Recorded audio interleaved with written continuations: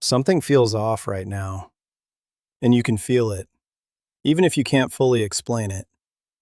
Because people went out, they took time out of their day, and they voted.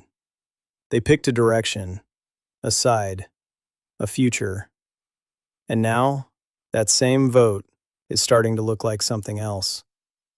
Not because of another election, not because Canadians changed their minds, because politicians did. MPs, elected under one party, are walking across the floor and joining another after the election. No warning, no vote, no say from you. Same seat, same power, different side.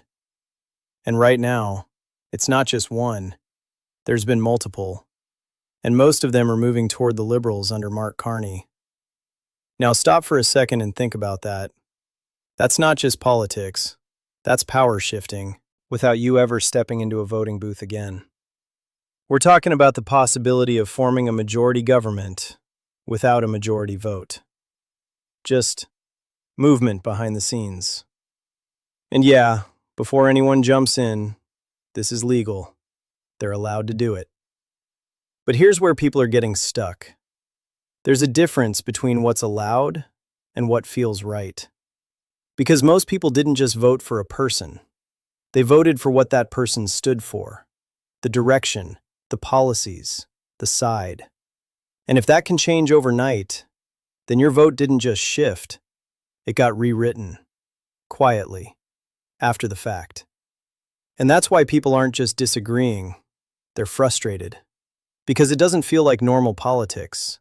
It feels like the rules moved after the game already started. And this isn't happening in a calm moment either. People are already feeling pressure. Everything costs more. Work feels tighter. Trust in government is already thin. So when something like this happens, it hits harder than it normally would. It feels like confirmation of something people have been thinking for a while now. That decisions are being made, with or without them. Now you've got one side saying, this is just how the system works. That MPs should be free to choose their path. And the other side saying, if you switch sides, you should have to face voters again. Prove it.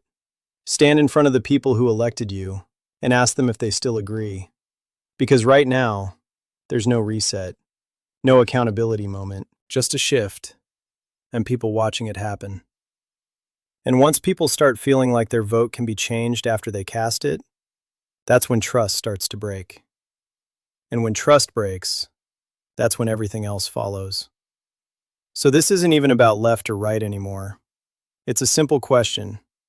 If your vote can be reshaped after the election, was it ever really yours to begin with?